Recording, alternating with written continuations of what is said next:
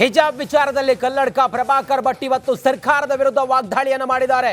ಹಿಂದಿನ ಬಿಜೆಪಿ ಸರ್ಕಾರ ಇದ್ದಾಗ ಹಿಜಾಬ್ ಅನ್ನ ನಿಷೇಧ ಮಾಡಿತ್ತು, ಅದನ್ನ ವಾಪಸ್ ತೆಗೆದುಕೊಳ್ತೀವಿ ಅಂತೇಳಿ ಸಿದ್ದರಾಮಯ್ಯನವರು ಹೇಳಿದ್ರು.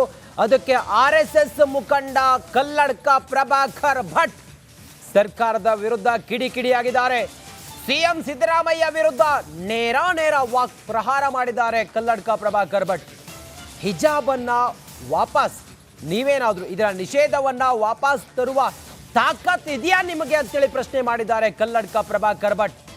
ತಾಕತ್ ಇದ್ರೆ ಹಿಜಾಬ್ ಅನ್ನ ವಾಪಸ್ ತರುವ ಪ್ರಯತ್ನ ಮಾಡಿ ಅಂತೇಳಿ ಸವಾಲೆಸೆದಿದ್ದಾರೆ ಕಲ್ಲಡ್ಕ ಪ್ರಭಾಕರ್ ಭಟ್.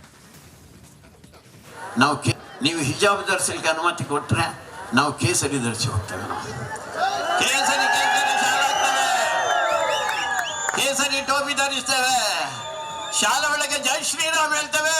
ನೀವು ತಾಕತ್ತಿದ್ರೆ ಅಲ್ಲಾಹು ಅಕ್ಬರ್ ಹೇಳಿ ನಾವು ಜೈ ಶ್ರೀರಾಮ್ ಹೇಳ್ತೇವೆ. ಅಲ್ಲಿ ಹಿಂದೂಗಳು ಸ್ವಲ್ಪ ಮಲಗಿದ್ರು, ಹನುಮಂತನ ಹಾಗೆ ಇತ್ತಲ್ಲ, ಅವನಿಗೆ ಅವನ ಶಕ್ತಿ ನೆನಪಿರಲಿಲ್ಲ. ಯಾರೋ ಜಾಂಬವ್ ಅಂತ ಅವನಿಗೆ ನೆನಪು ಮಾಡಿದಂತೆ.